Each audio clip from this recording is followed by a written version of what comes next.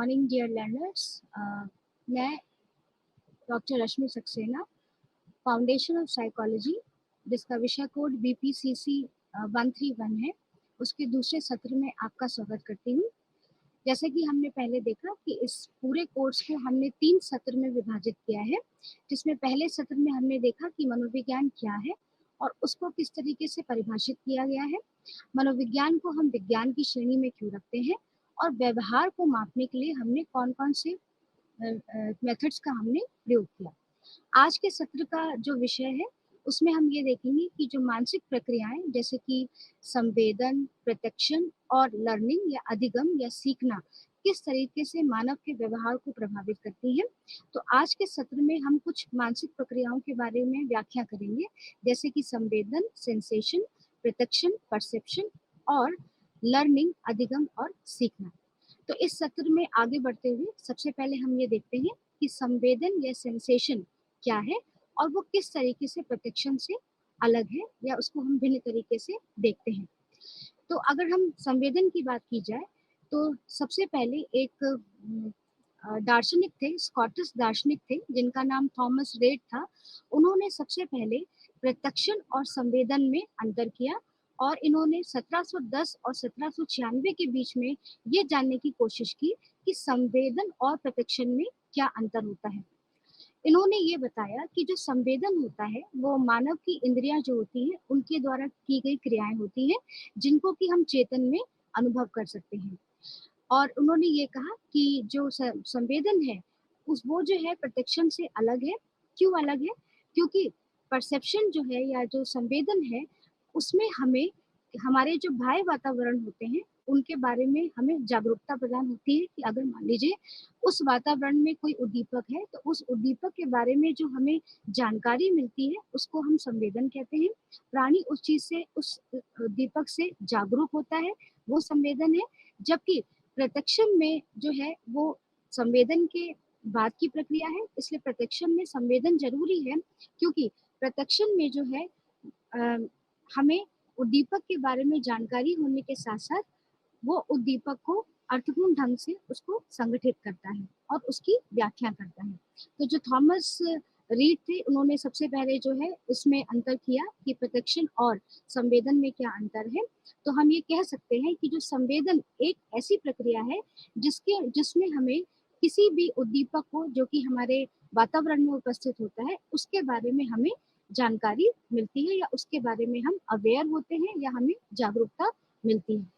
अब प्रश्न ये उठता है कि जो संवेदन है उसकी प्रक्रिया किस तरीके से होती है। तो संवेदन की जो प्रक्रिया है उसमें हमारी जो मानव की जो इंद्रियां हैं वो सम्मिलित होती हैं। मानव की इंद्रियां जो है वो भौतिक ऊर्जा को विद्युत ऊर्जा में कुछ खास या विशेष रिसेप्टर सेल्स के द्वारा, कोशिकाओं के द्वारा उसको अनुवादन कर देती है, यानी उसको उसमें कन्वर्ट कर देती है। और उसके बाद कुछ हमारी जो सेंसरी नर्व्स हैं, यानी हमारी जो कोशिकाएं हैं, जो तंत्रिका तंत्र है, उसके कुछ कोशिकाएं जो है उसको हमारे मस्तिष्क में जाकर के संचारण कर देती हैं। तो हम ये कह सकते हैं कि जो संवेदन की जो प्रक्रिया है उसमें हमारी जो मानव की जो इंद्रियां हैं वो शामिल होती हैं। वो करती क्या है कि वो जो भी भौतिक ऊर्जा होती है वातावरण की, उसको जो जिसमें हम उद्दीपक को देख रहे हैं, तो भौतिक ऊर्जा को विद्युत ऊर्जा में वो अनुवादन कर देती है। और कैसे करती है?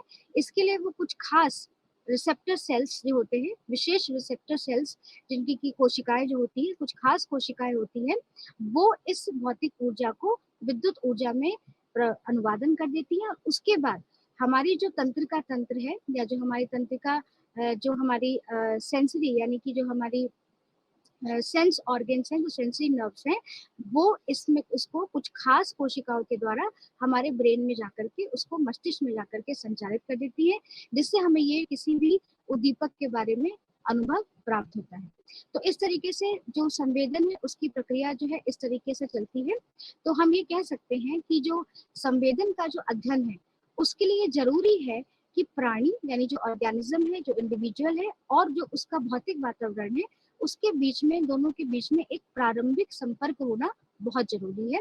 और ये जो संपर्क होता है ये हमारे संवेदी उत्तेजनाओं और तथा जो हमारे सेंस ऑर्गन से जो हमें इनपुट ग्रहण होता है, जो हमें चीज मिलती है, उसके ऊपर अपना ध्यान केंद्रित करता है। तो अतः हम ये कह सकते हैं कि संवेदन जो है उसमें केवल हम ये कह सकते हैं कि हमें सिर्फ और वातावरण में जो भी उद्दीपक उपस्थित होता है उसके बारे में हमें जब जागरूकता मिलती है तो वो संवेदन की प्रक्रिया है। जबकि जो प्रत्यक्षन है वो संवेदन से शुरू होता है और जब तक व्यवहार नहीं हो जाता तब तक चलता है। तो हम ये कह सकते हैं कि जो प्रत्यक्षन है वो संवेदन और व्यवहार करने की क्रिया जो है इन दोनों के बीच की प्रक्रिया है। तो अगर हम संवेदन की उपयुक्त परिभाषा को हमने देखा तो हमने कुछ अंगों को यहाँ पर पाया है कि संवेदन के क्या क्या महत्वपूर्ण अंग हैं, जिसमें पहला ये अंग ये है कि जो संवेदन है उसमें मानव की इंद्रियों का सम्मिलित होना जरूरी है। जो हमारी 5 इंद्रियां हैं उनका सम्मिलित होना जरूरी है। दूसरा ये है कि जो वातावरण, भौतिक वातावरण में उसमें उद्दीपक का होना बहुत जरूरी है, क्योंकि हम सभी जानते हैं कि बिना उद्दीपक के ना तो संवेदन की प्रक्रिया हो सकती है और ना ही प्रत्यक्षन की प्रक्रिया हो सकती है। और संवेदन में जो है भौतिक वातावरण तथा प्राणी के बीच में एक प्रारंभिक संपर्क का होना जरूरी है, बिना किसी अर्थ के होते हुए।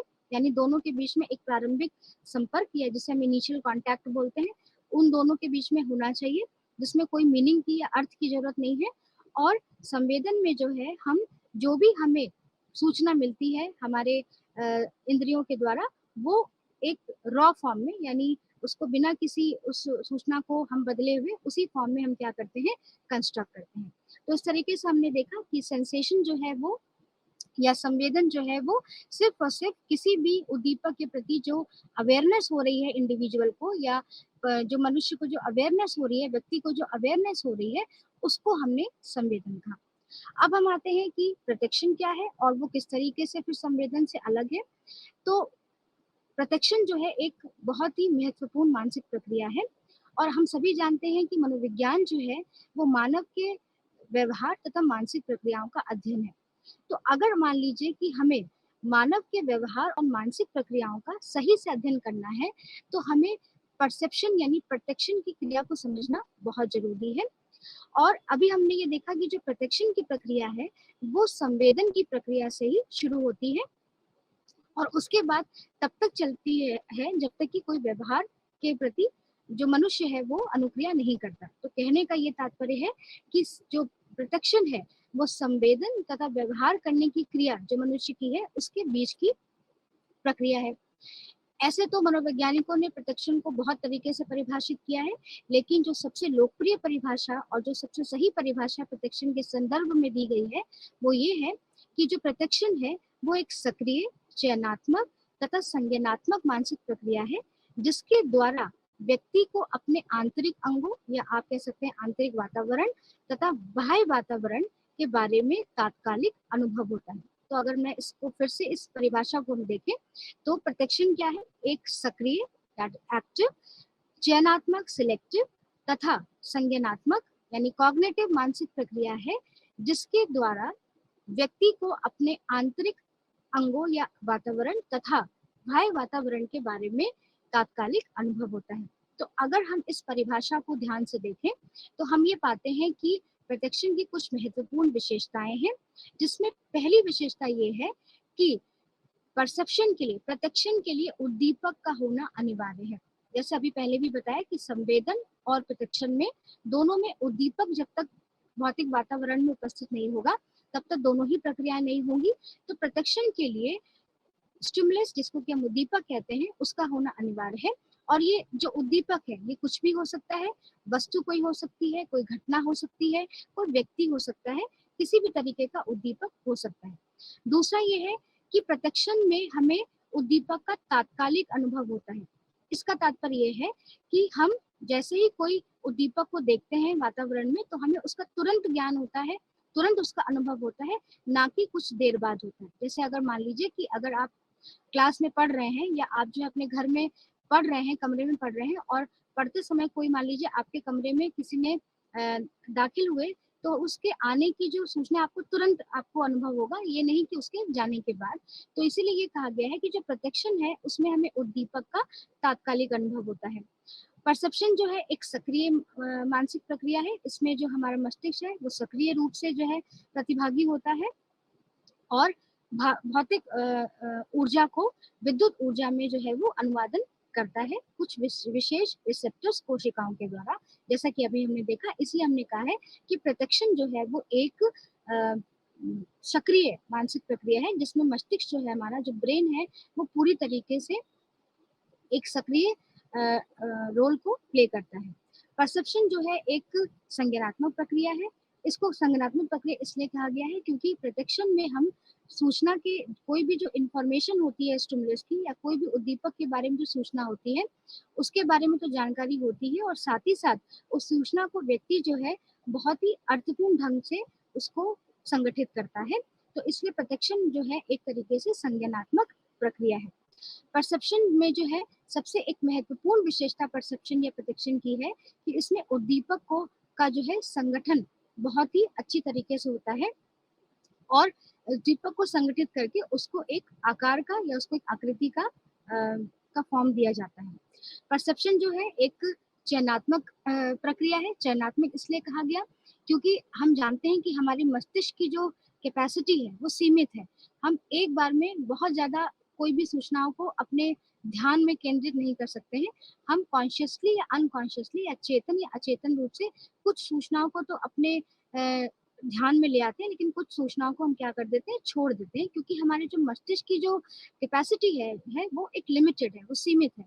तो इसलिए जो हमारे मस्तिष्क में ध्यान में आ जाती है सूचनाएं, उनको हम जो है अटेंडेंट स्टिमुलस या जो है वो ध्यान उद्दीपक कहते हैं। तो इसलिए हमने ये कहा है कि जो प्रत्यक्षण है वो एक चयनात्मक प्रक्रिया है, क्योंकि हम यहाँ पर कुछ उद्दीपकों को वातावरण से क्या कर लेते हैं, चयन कर लेते हैं, जो हमारे लिए एक चयनित उद्दीपक के रूप में कार्य करती है। तो हमने ये देखा कि जो प्रत्यक्षण है वो एक संवेदन से शुरू होता है और तब तक वो चलता है जब तक कि कोई क्रिया नहीं हो जाती। और इसलिए हमने कहा कि जो प्रत्यक्षण है वो संवेदन और व्यवहार करने की क्रिया के बीच की जो है वो प्रक्रिया है, और एक बहुत ही महत्वपूर्ण प्रक्रिया है, क्योंकि अगर हमें मानव के व्यवहार और उसकी मानसिक प्रक्रियाओं को समझना है तो हमें प्रत्यक्षण को ठीक ढंग से समझना होगा। अब ये है प्रश्न उठता है कि प्रत्यक्षण का की जो प्रक्रिया है वो किस तरीके से चलती है, प्रत्यक्षण का जो प्रोसेस है परसेप्शन का वो किस तरीके से होता है। तो प्रत्यक्षण की प्रक्रिया जो है वो 3 चरणों में हमें देखने को मिलती है। इसमें से पहला चरण है सिलेक्शन यानी चयन करना, दूसरा है संगठित करना यानी ऑर्गेनाइजेशन, और तीसरा है इंटरप्रिटेशन यानी व्याख्या करना। तो अगर हम पहले चरण को देखें जिसमें चयन करना है, तो जैसे अभी भी बताया कि जो प्रत्यक्षण की जो पहला चरण है वो है आपका चयन करना, क्योंकि अभी हमने बताया कि हमारे मस्तिष्क की जो है वो बहुत ही सीमित क्षमता होती है कि वो एक समय में बहुत ज्यादा इंफॉर्मेशन को या सूचनाओं को में ध्यान केंद्रित नहीं कर सकता है। हम जो है कॉन्शियसली यानी चेतन और अवचेतन रूप से कुछ सूचनाओं को तो ग्रहण कर लेते हैं, अपने मस्तिष्क में ले आते हैं, लेकिन कुछ सूचनाओं को हमें क्या करना पड़ता है, इग्नोर करना पड़ता है। और जो सूचनाएं जो है हम जिनको चयन कर लेते हैं वो हमारे लिए ध्यान की सूचनाएं हो जाती हैं। तो इसीलिए सिलेक्शन यानी चयन करना जो है सबसे पहला और मुख्य चरण है किसी भी प्रत्यक्षण का, क्योंकि हम एक समय में बहुत सारे उद्दीपकों पर अपना ध्यान केंद्रित नहीं कर सकते, क्योंकि हमारी जो संज्ञानात्मक क्षमता है वो क्या है, सीमित है। उसके बाद जैसे ही चयन की प्रक्रिया हो जाती है, जैसे ही हम उद्दीपकों का चयन कर लेते हैं, तो उसके बाद जो दूसरी स्टेज है या दूसरा जो चरण है प्रत्यक्षण का वो है संगठित करना यानी ऑर्गेनाइजेशन। तो इसमें जो है व्यक्ति क्या करता है कि उद्दीपक को मानसिक रूप से अर्थपूर्ण ढंग से उद्दीपकों को अरेंज करता है यानी उसको क्रम में लगाता है, और ये जो प्रक्रिया होती है वो अचेतन रूप से प्राणी जो है वो करता है। तो यानी उद्दीपकों को क्रम में लगाना यानी उनके विशेष गुण और उनकी विशेषता के आधार पर जब उनको वो क्रम में लगाता है मानसिक रूप से, तो उस प्रक्रिया को हम क्या कहते हैं, संगठन की प्रक्रिया कहते हैं या ऑर्गेनाइजेशन बोलते हैं। उसके बाद जो लास्ट यानी जो तीसरी जो सबसे आखिरी जो चरण है प्रत्यक्षण का वो है इंटरप्रिटेशन यानी व्याख्या करना। अब जैसे ही प्रत्यक्षण में उसमें व्यक्ति जो है उद्दीपक को ऑर्गेनाइज कर लेता है यानी उसको संगठित कर लेता है, तो उसके बाद संगठित करने के बाद वो उसको एक अर्थ प्रदान करता है कि उसको जो है वो उद्दीपक क्या है। जैसे कि अगर मान लीजिए कि उसमें जो है आम को देखा तो वो केवल आम को नहीं देखता है, आम के साथ साथ वो ये भी देखता है कि ये पीले रंग का है, ये बहुत रसीला है, यानी वो आम को यानी एक अर्थपूर्ण ढंग से उसकी क्या करता है, व्याख्या करता है। और ये अर्थपूर्ण ढंग से जो व्याख्या करना होता है ये कुछ कारकों पर आधारित है। अब ये कारक क्या है कि व्यक्ति का कुछ अनुभव हो सकता है, व्यक्ति की कुछ प्रत्याशाएं हो सकती हैं, कुछ उसकी जरूरतें हो सकती हैं, कुछ उसका विश्वास हो सकता है और कुछ दूसरे कारक हो सकते हैं जिससे वो अपने जो भी उद्दीपक को जो व्याख्या करता है वो इन कारकों पर आधारित होकर के करता है।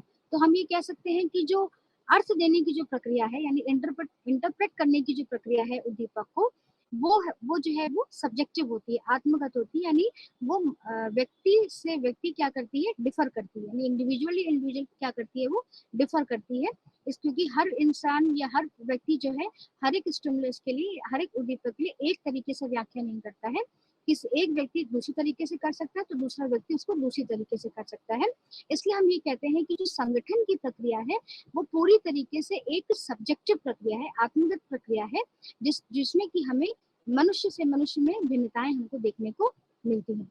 तो इस तरीके से हमने देखा कि जो प्रत्यक्षण है उसकी प्रक्रिया 3 चरणों में चलती है, जिसमें पहला चरण हो गया हमारा सिलेक्शन यानी चयन करना उद्दीपक को, दूसरा हो गया हमारा उद्दीपक को संगठित करना और तीसरा उद्दीपक को अर्थपूर्ण ढंग से उसकी व्याख्या करना। अब हम इसी क्रम को बढ़ाते हुए हम ये देखते हैं कि प्रत्यक्षण की कौन कौन से ऐसे सैद्धांतिक उपागम हैं जो कि परसेप्शन की या प्रत्यक्षण की प्रक्रिया को समझाते हैं।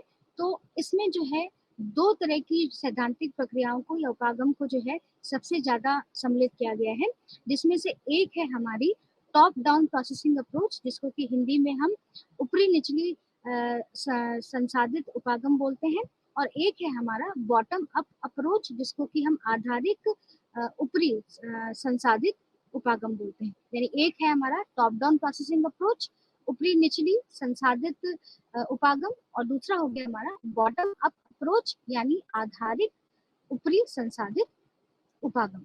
अब सबसे पहले हम टॉप डाउन प्रोसेसिंग अप्रोच, जिसको कि हम ऊपरी निचली संसाधित उपागम बोलते हैं। तो ये जो प्रक्रिया है या ये जो उपागम है ये प्रत्यक्षण को अपरोक्ष रूप से अपरोक्ष प्रक्रिया है, प्रत्यक्षण की एक अपरोक्ष प्रक्रिया है यानी इनडायरेक्ट प्रोसेस है। इस इसमें जो है जो प्रत्यक्षण होता है उसको हम अनुभव व्युत्पन्न प्रक्रिया भी बोलते हैं यानी एक्सपीरियंस ड्रिवन प्रोसेस। इस उपागम के अनुसार जो प्रत्यक्षण है वो एक अनुभव व्युत्पन्न प्रक्रिया है, यानी इसमें जो उद्दीपक होता है उसके बारे में हमें बहुत ज्यादा जो सूचना होती है वो नहीं प्राप्त होती है। इसलिए जब व्यक्ति ऐसे उपागम से उद्दीपक का की व्याख्या करता है तो वो अपने अनुभवों का सहारा लेता है, बिना अनुभव के अपने सहारा लिए हुए वो उद्दीपक की व्याख्या नहीं कर पाता है, क्योंकि इस उपागम में हमें जो उद्दीपक है उसके बारे में जो सूचना प्राप्त होती है वो बहुत ही सीमित होती है या हमें बहुत ही सफिशिएंट इंफॉर्मेशन नहीं मिली होती है उद्दीपक के बारे में। तो इस तरीके से हम ये देखते हैं कि ये जो ऊपरी निचली संसाधित उपागम है ये उपागम जो है प्रत्यक्षण को कि एक इनडायरेक्ट तरीके से उसको देखता है, यानी अपरोक्ष रूप से जो है ये प्रोसेस है, और इसमें परसेप्शन को जो है वो अनुभव व्युत्पन्न प्रक्रिया कहा गया है। क्योंकि इसलिए कहा गया है क्योंकि इसमें जो है हमें उद्दीपक के बारे में बहुत ज्यादा कोई सूचना प्राप्त नहीं होती है, और व्यक्ति जो भी इसकी व्याख्या करता है उद्दीपक का वो अपने अनुभव के आधार पर करता है। और इस उपागम के सबसे बड़े जो इसको जो फॉलो करते थे, जो इसको मानते थे, उनका नाम रिचर्ड ग्रेगरी है, जिन्होंने 1970 में सबसे स्ट्रॉन्गेस्ट व्यू दिया इस उपागम के ऊपर। उसके बाद जो दूसरा उपागम है हमारा वो है बॉटम अप प्रोसेसिंग, जिसको कि हम आधारिक ऊपरी प्रक्रिया भी बोलते हैं, और ये प्रक्रिया जो है प्रत्यक्षण की डायरेक्ट यानी परोक्ष प्रक्रिया है। ठीक है, क्योंकि इसमें प्रत्यक्षण को हमने जो है डेटा ड्रिवन प्रोसेस यानी आंकड़े व्युत्पन्न प्रक्रिया कहा गया है, क्योंकि इसमें जो उद्दीपक होता है उसके बारे में हमें बहुत अधिक जानकारी प्राप्त होती है, और व्यक्ति जो है इसी जानकारी के आधार पर उद्दीपक की अर्थपूर्ण ढंग से क्या करता है, व्याख्या करता है, और उसको अपने अनुभव पर आधारित होने की जरूरत इस उपागम में नहीं होती है। तो हम ये देख, और इस उपागम के जो सबसे बड़े जो इसको मानते हैं वो थे जेम्स जे गिब्सन, जिन्होंने 1996 में इस उपागम के लिए अपना सबसे स्ट्रॉन्गेस्ट व्यू दिया कि ये उपागम जो है वो बहुत ही अच्छे तरीके से अर्थपूर्ण ढंग से जो है उद्दीपक की व्याख्या करते हैं। तो अतः हमने ये देखा कि जो टॉप डाउन प्रोसेसिंग है, यानी जो ऊपरी निचली आधारित प्रक्रिया है, उसमें जो है हम किसी भी उद्दीपक की व्याख्या करने के लिए अपनी पूर्व अनुभूतियों का सहारा लेते हैं, अपने पूर्व ज्ञान का सहारा लेते हैं, जबकि हमारे जो आधारिक ऊपरी प्रक्रिया है यानी बॉटम अप प्रोसेसिंग है, उसमें हम उद्दीपक के छोटे छोटे कणों को जो है वो एनालाइज करते हैं और उसको एज अ होल पिक्चर यानी कंप्लीट पिक्चर जो है हम उद्दीपक की बनाते हैं। तो इस तरीके से ये दो उपागम थे जो कि परसेप्शन की यानी प्रत्यक्षण की प्रक्रिया को समझाने में मदद करते हैं।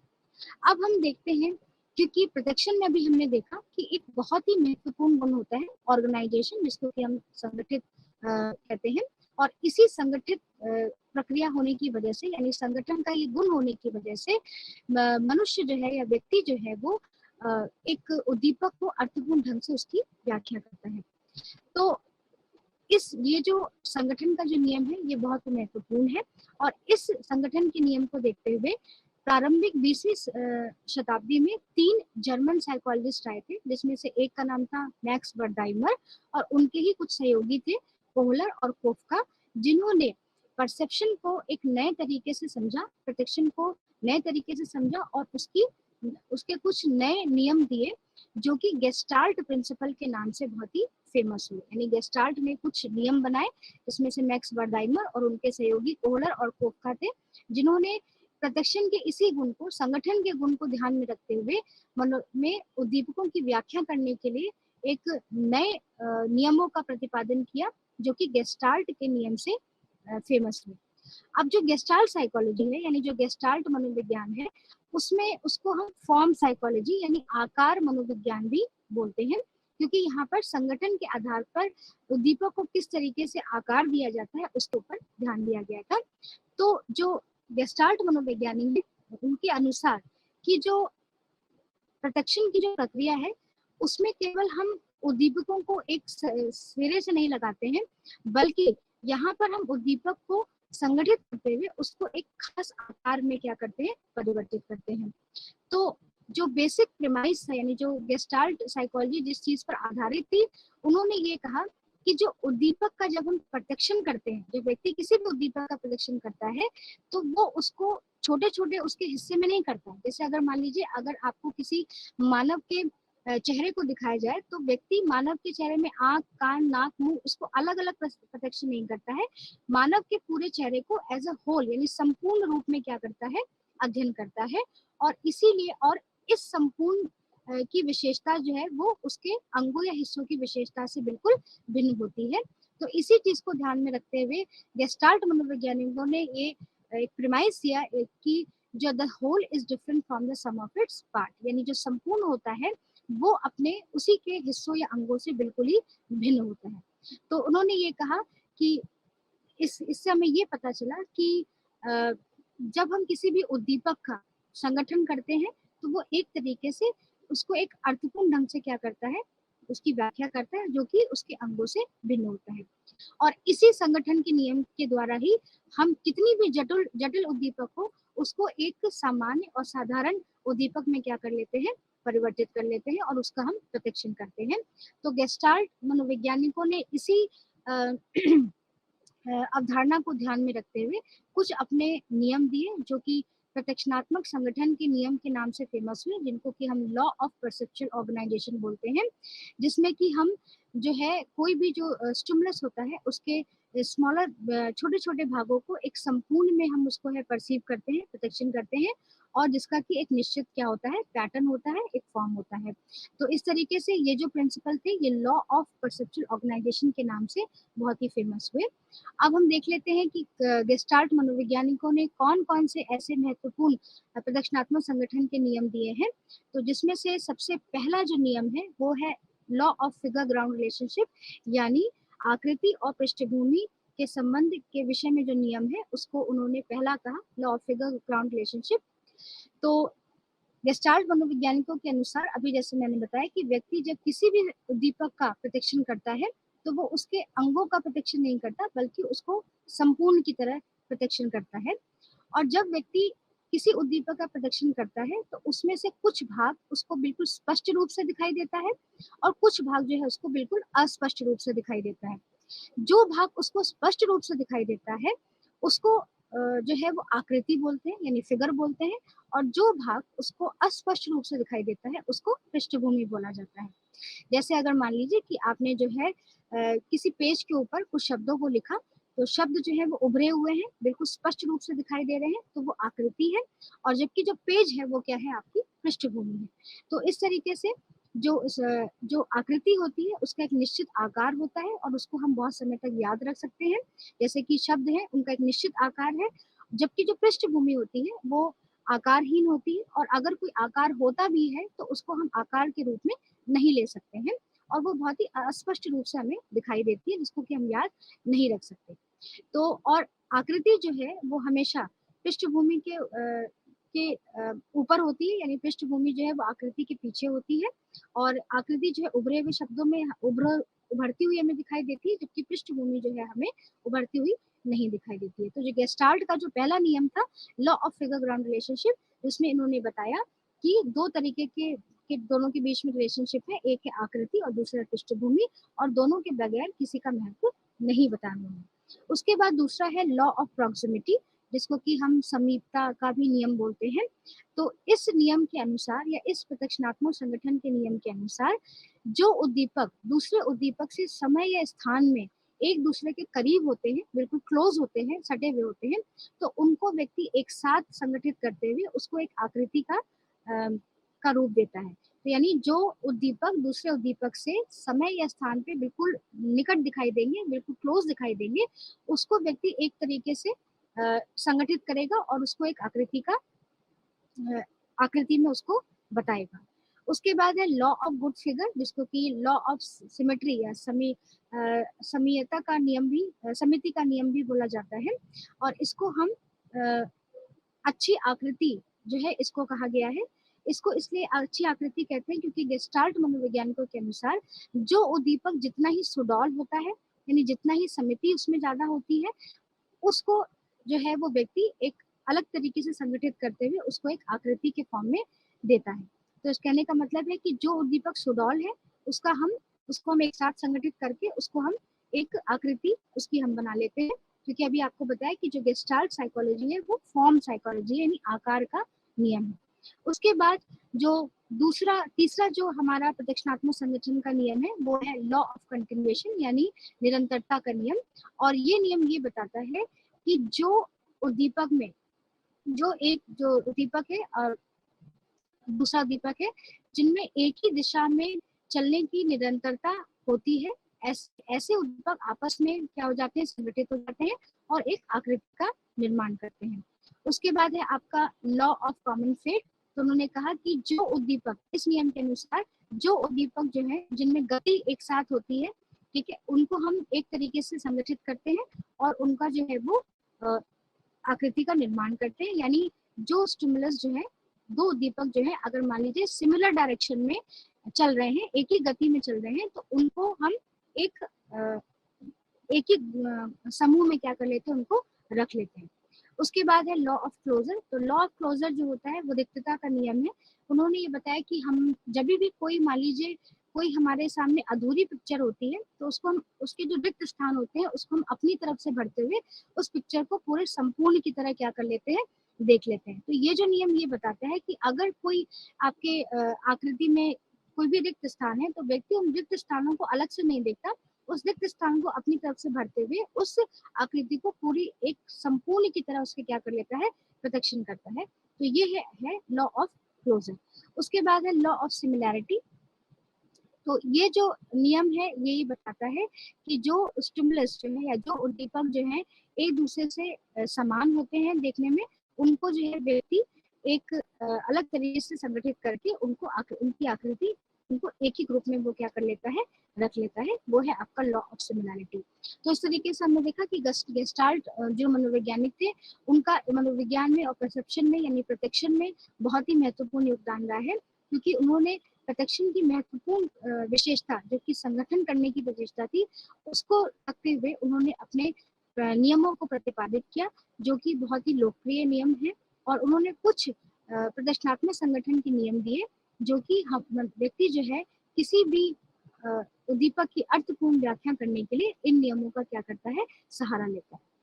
अब हम आगे बढ़ते हैं तो हमें देखेंगे कि गहराई का परसेप्शन किस तरीके से होता है, गहराई का प्रत्यक्षण जो है वो किस तरीके से व्यक्ति करता है। तो हमें ये पता है कि जब भी हम कोई वातावरण में उद्दीपक देखते हैं तो उसकी 3 डायमेंशंस होती हैं, मोटाई, चौड़ाई और लंबाई। लेकिन जब भी हम वातावरण में कोई उद्दीपक देखते हैं तो उस उद्दीपक की जो हमारी जो इमेज है, जो प्रतिबिंब है, जो हमारे दृष्टि पटल पे बनती है, वो केवल 2 ही डायमेंशंस की बनती है, लंबाई और चौड़ाई। जो तीसरी विमा या डायमेंशन होती है वो हमें उस हमारे दृष्टि पटल पर यानी रेटिना पर नहीं बनती है। तो मनोवैज्ञानिकों ने यही देखा कि जब हमारे दृष्टि पटल पर केवल 2 ही विमाएं बनती हैं, लंबाई और चौड़ाई, तो हमें मोटाई, दूरी और सघनता का जो डायमेंशन है वो हम किस तरीके से उसका प्रदर्शन करते हैं। तो इस तरीके के डायमेंशन को यानी गहराई के प्रदर्शन और मोटाई, गहराई और दूरी और सघनता का प्रदर्शन करने के लिए मनोवैज्ञानिकों ने कुछ प्रयोग किए, और इस प्रयोग के आधार पर उन्होंने ये बताया कि वातावरण में कुछ ऐसे संकेत होते हैं या कुछ ऐसे हमारे संकेत होते हैं जिसकी वजह से हमें जो है तीसरी डायमेंशन यानी मोटाई, दूरी, गहराई और सघनता का क्या होता है, प्रदर्शन होता है। और ऐसे संकेतों को मनोवैज्ञानिकों ने 2 भागों में बांटा। एक को उन्होंने कहा एक नेत्री संकेत यानी मोनोक्यूलर क्यूज, और दूसरे को उन्होंने कहा द्विनेत्री संकेत यानी बायनोक्यूलर क्यूज। अब हम आते हैं कि एक नेत्री संकेत क्या होते हैं और कितने तरह के होते हैं, और द्विनेत्री संकेतों के द्वारा हमें किस तरीके से गहराई और मोटाई और दूरी तथा सघनता का हमें प्रदर्शन होता है। तो एक नेत्री संकेत का मतलब है कि जहां से हमें केवल एक नेत्र की सहायता से ही हमें जब दूरी का प्रदर्शन हो जा रहा है तो उसको हम कहते हैं एक नेत्री संकेत। जैसे अगर मान लीजिए कि किसी व्यक्ति की अगर दुर्घटना में एक आंख चली गई है तो भी एक आंख से भी वो दूरी, सघनता, मोटाई का क्या कर सकता है, प्रदर्शन कर सकता है। अब ऐसे कौन कौन से जो है एक नेत्री संकेत हैं जो कि दूरी का प्रदर्शन करने में मदद करते हैं। तो उसमें सबसे पहला है रिलेटिव साइज। रिलेटिव साइज जो है हमारी दृष्टि पटल यानी रेटिना पर जो प्रतिबिंब बन रहा होता है उससे संबंधित है। जब हम देखते हैं कि कोई व्यक्ति कोई भी वस्तु जो है हमारे रेटिना से पास होती है, बिल्कुल करीब में होती है, तो उसका जो रेटिना पर जो प्रतिबिंब बनती है वो बड़ी बनती है। और जब कोई वस्तु व्यक्ति से दूर होता है तो रेटिना पर जो उसकी प्रतिबिंब यानी दृष्टि पटल पर जो उसका प्रतिबिंब बन रहा होता है वो छोटा होता है। तो इसी दृष्टि पटल पे जो प्रतिबिंब बन रहा होता है, इसी के आधार पर उसको जो है वो दूरी और उसको मोटाई और सघनता का प्रोटेक्शन होता है व्यक्ति को। जैसे कि अगर मान लीजिए हवाई जहाज है, अगर जब वो पास आ रहा होता है तो हमारे दृष्टि पटल पर रेटिना पर उसका प्रतिबिंब जो है बहुत बड़ा आकार का बनता है, जबकि जब वो दूर होता है तो हमारे दृष्टि पटल पर यानी रेटिना पर उसका आकार जो है वो बहुत छोटा हो जाता है। दूसरा है टेक्सचर ग्रेडियंट, जिसे गठन प्रवणता भी बोलते हैं, और इसको सबसे पहले गिब्सन ने जो है इसके ऊपर प्रयोग किए थे।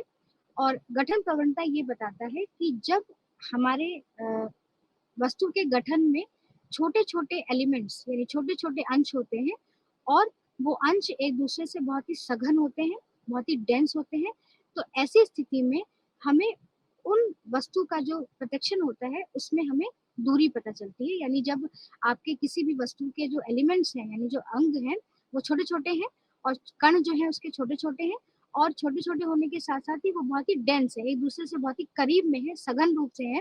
तो ऐसे स्थिति में जो हमें दूरी का प्रोटेक्शन व्यक्ति को होता है। लेकिन अगर मान लीजिए किसी भी वस्तु के गठन में जो अंश हैं वो सिमिलर है लेकिन वो बहुत फैले हुए हैं, दूर दूर तक फैले हुए हैं, तो ऐसी परिस्थिति में व्यक्ति को जो है वो गहराई का या दूरी का जो है प्रोटेक्शन नहीं होता है।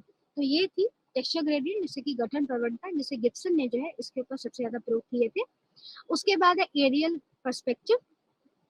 तो एरियल पर्सपेक्टिव को वायुवाही पर्सपेक्टिव भी बोला जाता है, और इसका जो संबंध है वो रोशनी से है, कि जब हम वायु में, एयर में आगे बढ़ते जाते हैं तो वायु के जितने भी धूलकण होते हैं या उनमें जो भी नमी होती है वो क्या हो जाती है, उसमें रोशनी में जुड़ती चली जाती है। तो रोशनी जो है हमें क्या हो जाती है, धुंधली दिखाई देती है।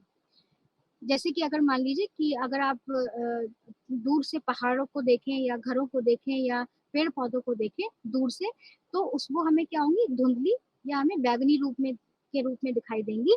तो इसको ही उन्होंने एरियल पर्सपेक्टिव बोला। और लेकिन जब हमसे वस्तु पास होती है तो उसमें जो है रोशनी में जो है वायु की धूलकण और नमी जो है उसमें कमी होती है, जिससे कि हमें जो है वस्तु जो है वो निकट के रूप में दिखाई देती है।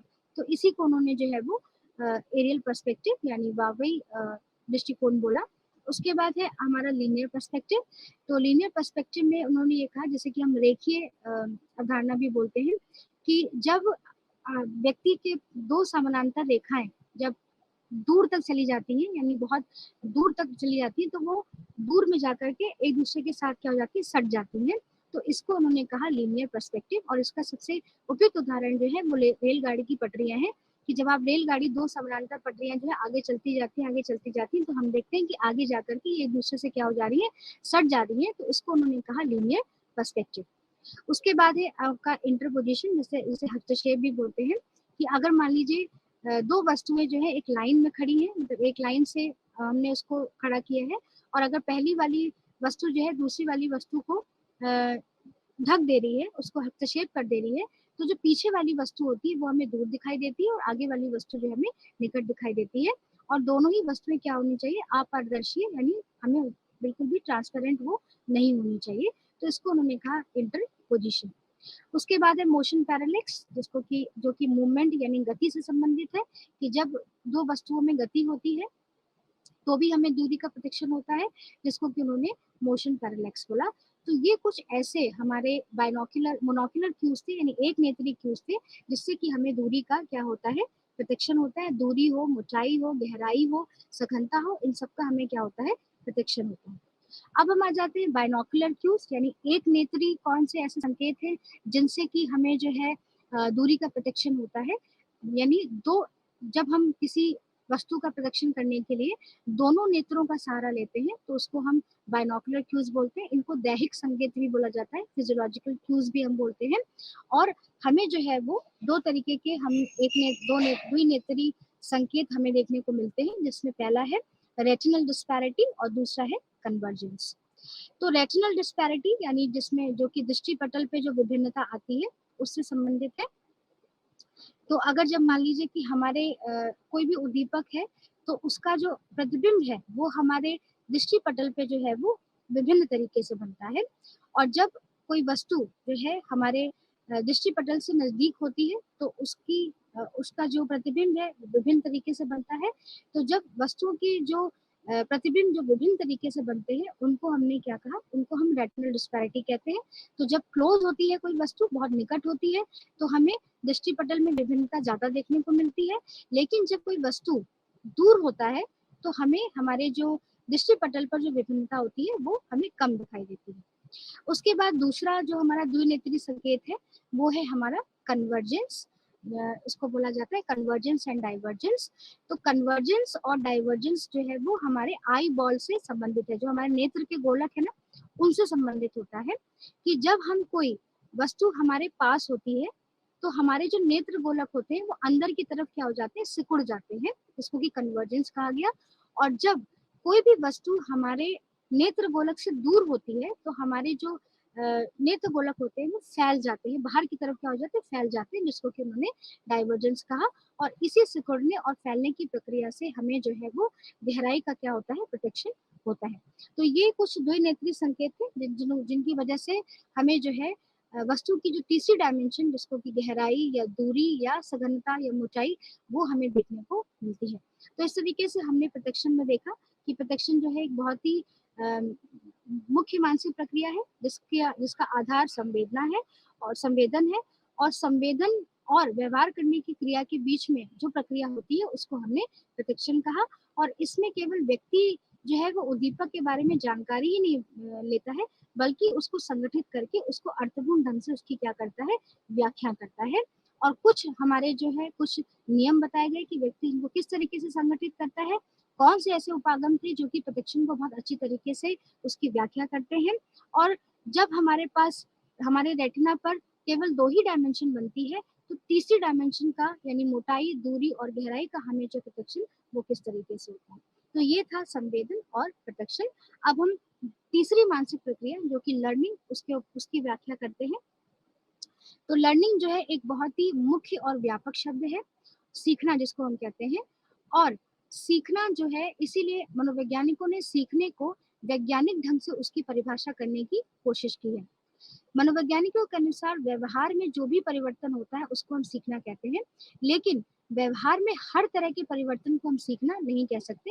जैसे अगर मान लीजिए कोई परिवर्तन थकान की वजह से आ रहा है, कोई परिवर्तन बीमारी की वजह से आ रहा है, कोई परिवर्तन जो है वो मैच्योरिटी की वजह से आ रहा है, तो उसको हम सीखना नहीं कहेंगे।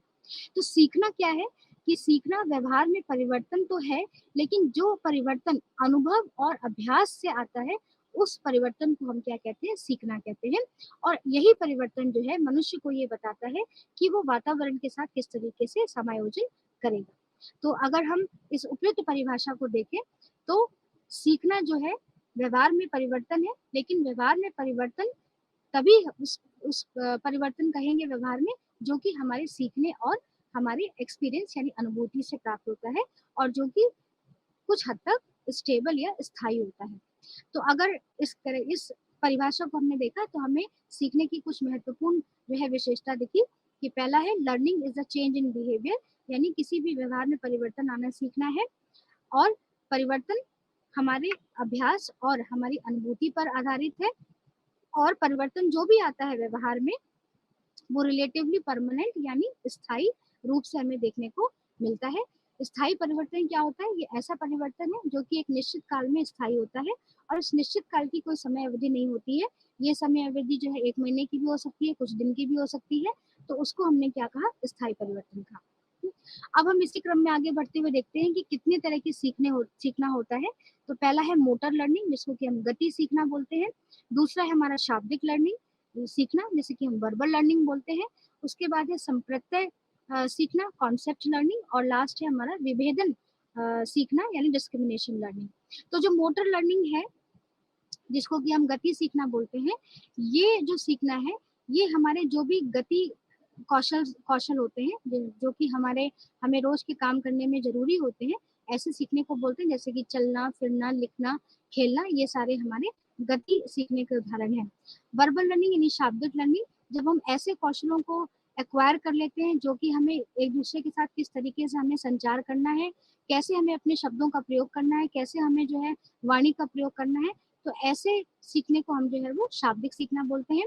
कॉन्सेप्ट लर्निंग जिसे कि संप्रत्यय सीखना बोलते हैं, ये एक तरह की लर्निंग है जिसमें हम जो उद्दीपक है उनको उनकी विभिन्न विशेषताओं और गुणों के आधार पर उन्हें वर्गीकृत करते हैं।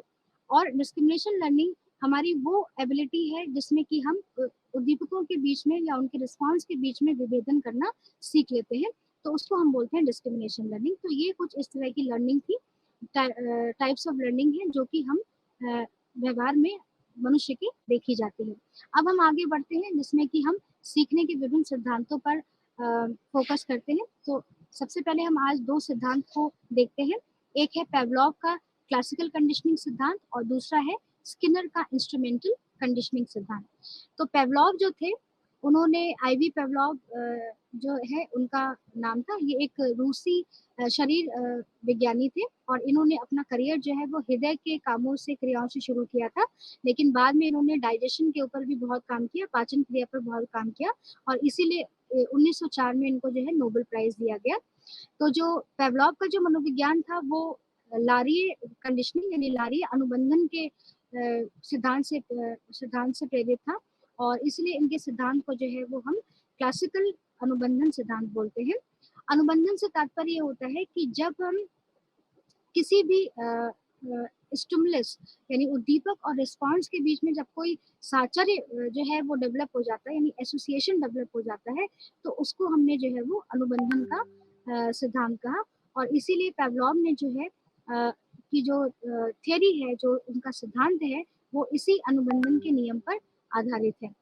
तो पेवलॉव ने ये दिखाया कि जब हम किसी भी तटस्थ उद्दीपक, यानी जो कोई उद्दीपक न्यूट्रल होता है, जब हम किसी तटस्थ उद्दीपक को स्वाभाविक उद्दीपक के साथ बार बार उसको हम जो है उसके साथ दोहराते हैं, तो तटस्थ उद्दीपक के प्रति भी व्यक्ति उसी तरीके की अनुक्रिया करता है जिस तरीके की अनुक्रिया वो स्वाभाविक अनुक्रिया के लिए करता था, यानी स्वाभाविक उद्दीपक के लिए करता था। इसी तथ्य को ध्यान में रखते हुए पेवलॉव ने एक बहुत ही महत्वपूर्ण प्रयोग किया जो कि कुत्ते पर था। उन्होंने क्या किया कि एक प्रयोगशाला में, एक ध्वनि नियंत्रित प्रयोगशाला थी जिसमें कुत्ते को एक उपकरण के साथ उन्होंने क्या कर दिया था, बांध दिया था, और कुत्ते के सामने जो है वो भोजन दिया जाता था। क्योंकि कुत्ता भूखा था तो वो जैसे ही भोजन को देखता था वो लार को गिराना शुरू कर देता था। उसके बाद पेवलॉव ने क्या किया कि उन्होंने इसके प्रयोग में जब कुत्ते के सामने जो है वो भोजन देने से पहले करीब 0.4 या 0.5 सेकंड या 400 या 500 मिली सेकंड पहले भोजन देने से पहले वो एक क्या करते थे, घंटी, जिससे कि तटस्थ उद्दीपक कहा गया, उसको बजाना उन्होंने शुरू किया। और जब उसको इस प्रक्रिया को उन्होंने बार बार दोहराया तो उन्होंने देखा कि जो कुत्ता है वो घंटी को देखते ही क्या हुआ, लार को गिराना उसने शुरू कर दिया, क्योंकि कुत्ते को ये लगा कि घंटी जो कि उद्दीपक है, अगर ये उद्दीपक आएगा तो इसके साथ ही दूसरा उद्दीपक जो कि स्वाभाविक उद्दीपक यानी भोजन था वो उसके साथ आएगा। तो इस तरीके से ये कहा जाता है कि जो पेवलॉव का सिद्धांत है वो उद्दीपक उद्दीपक नियम पर आधारित है, यानी एक उद्दीपक जो है वो दूसरे उद्दीपक के लिए संकेत का काम करता है। तो इस तरीके से इन्होंने ये देखा कि अनुबंधन के सिद्धांत में कि जब एक तटस्थ उद्दीपक को स्वाभाविक उद्दीपक के साथ जब हम उसको बार बार दोहराते हैं तो तटस्थ उद्दीपक के प्रति भी प्राणी जो है वो उसी तरीके की अनुक्रिया करता है जिस तरह की अनुक्रिया वो स्वाभाविक उद्दीपक के लिए करती है। तो अगर इस पूरे प्रयोग को हम ध्यान से देखें तो यहाँ पर हमें क्लासिकल अनुबंधन के 4 अंगों के बारे में पता चलता है, जिसमें से पहला है स्वाभाविक उद्दीपक, जिसको कि यूसीएस अनकंडीशनड स्टिमुलस कहा गया। और स्वाभाविक उद्दीपक वो उद्दीपक होता है जो बिना किसी ट्रेनिंग के, यानी बिना किसी प्रशिक्षण के ही व्यक्ति में को दिया जाता है। जैसे कि अगर उपयुक्त प्रयोग को देखें तो भोजन जो है यहाँ पर एक स्वाभाविक उद्दीपक है। दूसरा महत्वपूर्ण अंग है स्वाभाविक अनुक्रिया यूसीआर, जिसको कि अनकंडीशनड रिस्पांस कहा गया। तो यहाँ पर अनकंडीशनड रिस्पांस या स्वाभाविक अनुक्रिया वो अनुक्रिया होती है जो कि स्वाभाविक उद्दीपक के द्वारा होती है। जैसे भोजन को देखते ही जब कुत्ते ने लार गिराना शुरू किया तो लार गिराने की जो प्रक्रिया थी वो स्वाभाविक अनुक्रिया की प्रक्रिया थी। उसके बाद जो तीसरा महत्वपूर्ण अंग है वो है अनुबंधित उद्दीपक, जिसको कि सीएस कहा गया, कंडीशन स्टिमुलस। और अनुबंधित उद्दीपक वो उद्दीपक होता है कि जहाँ पर कि हम उसको प्रशिक्षण देकर के जो हम उसको सिखाते हैं कि जैसे यहाँ पर घंटी जो थी वो एक अनुबंधित उद्दीपक थी कि भोजन देने से पहले हमने घंटी को बजाया, तो घंटी यहाँ पर एक तरीके से अनुबंधित उद्दीपक का काम करती है। उसके बाद जो चौथा महत्वपूर्ण अंग है इस पेवलॉव के प्रयोग में वो है कंडीशन रिस्पॉन्स, यानी अनुबंधित अनुक्रिया। तो अनुबंधित अनुक्रिया अनुबंधित उद्दीपक को देखकर क्या आती है कि जैसे ही घंटी को उन्होंने बजाया, क्योंकि घंटी और लार में साचर स्थापित हो चुका था, तो घंटी को देखते ही जो कुत्ता है वो उसने जो है वो लार का स्त्राव किया। तो इस तरीके से हमने देखा कि जो पेवलॉव जो थे उनके मुख्य जो अवधारणा ये थी कि जब हम किसी भी एक न्यूट्रल स्टिमुलस तटस्थ उद्दीपक को किसी भी स्वाभाविक स्टिमुलस, जिसको कि अनकंडीशनल स्टिमुलस कहा गया, अगर उसके साथ उसकी हम बार बार पेयरिंग करेंगे तो पेयरिंग करने पर वही रिस्पॉन्स आएगा, जनरेट होगा जो कि अनकंडीशनल स्टिमुलस के लिए जनरेट हो रहा था। ठीक है, और जो टाइम रखा गया जो पेयरिंग करने का वो 0.4 सेकंड या 0.5 सेकंड, या जिसको कि हम 400 मिली सेकंड और 500 मिली सेकंड में देखते हैं। अब प्रयोग के आधार पर जो पेवलॉव थे उन्होंने कुछ नियमों का प्रतिपादन किया, जिसमें से पहला नियम अनुबंधन का था एक्विजिशन, यानी सीखना। और इनमें इन्होंने 4 तरीके के अनुबंधन को देखा। पहला था साइमल्टेनियसली कंडीशनिंग, यानी जिसमें हम साइमल्टेनियस कंडीशनिंग में हम क्या करते हैं, समकालिक है, यानी हम घंटी यानी अनुबंधित स्टिमुलस और अनुबंध और स्वाभाविक उद्दीपक को एक साथ क्या कर देते हैं, दे देते हैं, यानी दोनों का देने का समय जो होता है वो एक ही होता है, यानी घंटी और भोजन को हमने एक साथ ही कुत्ते के सामने दे दिया। उसके बाद है हमारा ट्रेस कंडीशनिंग। ट्रेस कंडीशनिंग का मतलब होता है कि यहाँ पर जो अनुबंधित उद्दीपक होता है, यानी जैसे कि घंटी, उसको पहले ही बजा दिया जाता है और थोड़ी देर बजाने के बाद उसको हटा दिया जाता है। तो जब क्योंकि उसको और उसके बाद भोजन दिया जाता है, तो क्योंकि कुत्ता घंटी की आवाज पहले ही सुन चुका था, तो उसके संकेतों को ध्यान में रखते हुए वो क्या करता है, लार का स्त्राव कर देता है। तो इसको हमने कहा ट्रेस कंडीशनिंग। उसके बाद है डिलेड कंडीशनिंग। इसमें जो है अनुबंधित जो उद्दीपक है यानी घंटी है, उसको हम जो है वो पहले बजाते हैं, उसके बाद भोजन देते हैं, और कभी कभी घंटी तब तक बजती रहती है जब वो भोजन कर रहा होता है, यानी बहुत समय तक हम क्या करते हैं, घंटी को बजाते रहते हैं, यानी डिलेड है, इसको हम डिलेड कंडीशनिंग बोलते हैं। और लास्ट है हमारा बैकवर्ड अनुबंधन या पश्चगामी अनुबंधन जिसको कहा जाता है। तो इसमें अभी तक हमने देखा कि अनुबंधित उद्दीपक को हम पहले दे रहे थे, लेकिन इस पश्चगामी अनुबंधन में हम क्या करते हैं कि जो स्वाभाविक हमारा जो वो होता है, उद्दीपक होता है, उसको हम पहले देते हैं, यानी भोजन को पहले देते हैं और बाद में हम घंटी को बजाते हैं। तो इसको कहा जाता है बैकवर्ड कंडीशनिंग। उसके बाद जो दूसरा नियम था पेवलॉव की क्लासिकल कंडीशनिंग में, वो था एक्सटेंशन यानी विलोपन। और एक्सटेंशन का मतलब होता है कि अगर मान लीजिए कि अनुबंधित उद्दीपक को घंटी को बार बार बजाने के बाद भी अगर हम कुत्ते को स्वाभाविक उद्दीपक ना दे यानी भोजन ना दे, और अगर हम ऐसी प्रक्रिया को बार बार करें, तो लार का जो स्त्राव होता है घंटी को देख करके वो विलोपित हो जाता है, यानी एक्सटेंट हो जाता है। तो अगर हम इस प्रक्रिया को बार बार करें कि घंटी हमने बजाया लेकिन बजाने के बाद भी हम उसको भोजन नहीं दे रहे हैं, तो जो वो लार का स्त्राव करता था घंटी को देख करके, वो अब वो करना क्या कर देगा, बंद कर देगा। तो इसको उन्होंने कहा एक्सटेंशन। उसके बाद है सामान्यीकरण और विभेदन का सिद्धांत। तो सामान्यीकरण में ये होता है कि व्यक्ति जो है, जो मूल अनुबंधित अनुक्रिया होती है, केवल उसी के लिए ही अनुक्रिया नहीं करता है, बल्कि उसी से संबंधित जितने भी उद्दीपक होते हैं उसके जो उसके जैसे समान रूप से दिखाई देते हैं, उनके लिए भी वो क्या करता है, उसी तरीके का रिस्पॉन्स करता है या अनुक्रिया कर देता है। और डिस्क्रिमिनेशन का मतलब ये होता है कि जैसे जैसे हम प्रयासों की संख्या को बढ़ा देते हैं, तो व्यक्ति जो है वो मूल अनुबंधित अनुक्रिया उद्दीपक को अलग पहचान लेता है, उससे जो रिलेटेड जितने भी उद्दीपक होते हैं उनको अलग तरीके से उनके लिए रिस्पॉन्स करता है। तो इसको कहा जाता है विभेदन की प्रक्रिया, यानी वो दो स्टिमुलस के बीच में जो कि एक ही तरीके के हैं लेकिन फिर भी अलग हैं, उनके बीच में जो है विभेदन करना वो सीख लेता है। तो इसको कहा जाता है डिस्क्रिमिनेशन यानी विभेदन का नियम। उसके बाद उन्होंने जो लास्ट नियम दिया वो था हायर ऑर्डर कंडीशनिंग। और हायर ऑर्डर कंडीशनिंग को उन्होंने जो उच्च स्तर की का अनुबंधन कहा।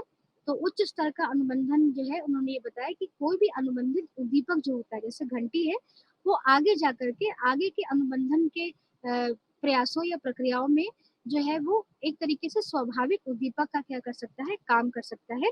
इसीलिए उसको उच्च स्तरीय अनुबंधन के कहते हैं। जैसे कि अगर मान लीजिए कि घंटी को हमने स्वाभाविक उद्दीपक ले लिया और अब हमने उसको रोशनी के साथ जब हमने उसको पेयर किया, तो यहाँ पे जो स्वाभाविक उद्दीपक हो गया वो हमारी घंटी हो गई, और जो रोशनी हो गई वो हमारी क्या होगी, न्यूट्रल स्टिमुलस यानी तटस्थ उद्दीपक हो गया। तो उन्होंने यही कहा कि जो अनुबंधित उद्दीपक होता है उसको आगे चल करके हम स्वाभाविक उद्दीपक की तरह क्या कर सकते हैं, ले सकते हैं। तो इसको कहा जाता है उच्च स्तरीय अनुबंधन की प्रक्रिया। तो इस तरीके से हमने पेवलॉव में देखा कि उसका क्या बेसिक कॉन्सेप्ट था, क्या वो पेवलॉव जो है वो बताना चाहते थे। और इसीलिए जो पेवलॉव में जो कुत्ता था उसको किसी भी तरीके से उस प्रयोगशाला में या में घूमने फिरने की जो है वो इजाजत नहीं होती थी, क्योंकि वो एक उपकरण से बंधा रहता था। इसलिए वो जो भी उसमें रिस्पॉन्स किया, जो भी अनुक्रिया करता था, वो इनवॉलेंटरी था, अनैच्छिक था, क्योंकि वो किसी उद्दीपक के द्वारा प्रेरित होकर के उसने वो प्रक्रिया की, क्योंकि यहाँ पर भोजन जो था वो उसको प्रेरित कर रहा था इस तरीके की प्रक्रिया करने के लिए। तो ये था हमारा पेवलॉव का क्लासिकल कंडीशनिंग थ्योरी, जो कि बहुत ही लोकप्रिय थ्योरी है।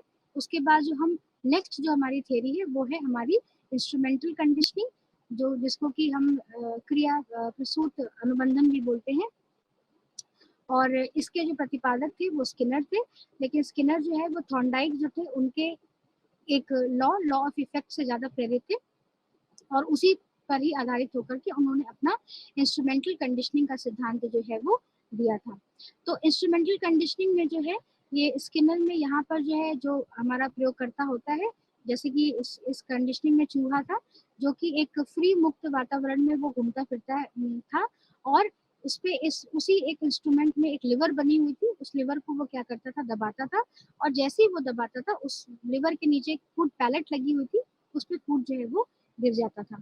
तो इंस्ट्रूमेंटल कंडीशनिंग जो है, जैसे कि हम क्रिया प्रसूत अनुबंधन कहते हैं, उनके अनुसार कि यहाँ जो भी व्यक्ति जो साचर्य जो बनता है वो बनता है अनुक्रिया, और अनुक्रिया करने के बाद क्या परिणाम होगा, क्या कॉन्सिक्वेंस होगा, उसके बीच का जो साचर्य होता है उसको हम इंस्ट्रूमेंटल कंडीशनिंग में पढ़ते हैं।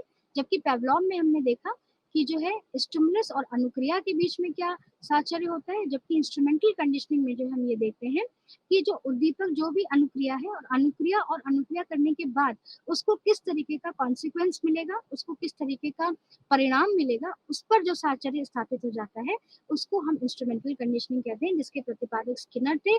स्किनर ने एक स्किनर बॉक्स जो है वो डेवलप किया था, जिसमें कि चूहे को छोड़ा गया और चूहे जो है उस पर एक लिवर लगी हुई थी उस बॉक्स में।